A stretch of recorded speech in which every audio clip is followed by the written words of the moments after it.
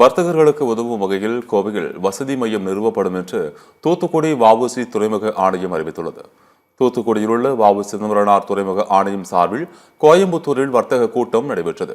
ஏற்றுமதியாளர்கள், இறக்குமதியாளர்கள் உள்ளிட்ட பங்குதாரர்களின் பிரச்சினைகளை தீர்க்கவும் சமீபத்திய உலக வர்த்தக மாற்றங்களுக்கேற்ப துறைமுகத்தின் ஆதரவை வழங்குவதற்காகவும் இந்த கூட்டம் நடத்தப்பட்டது.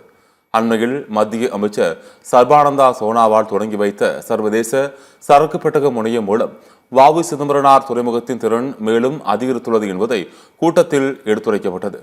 கூட்டத்தில் பேசிய வ.உ.சி. துறைமுக ஆணையத்தின் தலைவர் சுசாந்தா குமார் புரோஹித், சரக்கு பெட்டக செயல்பாடுகளை எளிதாக்குவதற்கும் வர்த்தகர்களை ஆதரிப்பதற்கும் துறைமுகம் சார்பில் கோவையில் வசதி மையத்தை நிறுவப்படும் என்று தெரிவித்தார்.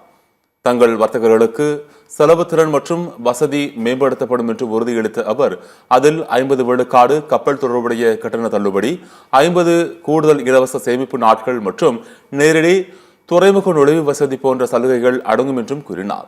முக்கிய வர்த்தக பங்குதாரருடன் தொடர்பு கொள்ளவும் வர்த்தக வளர்ச்சிக்கான திட்டங்களை விவாதிக்கவும் வ.உ.சி. துறைமுகத்திற்கு ஒரு சிறந்த தளமாக இந்த கூட்டம் அமைந்தது.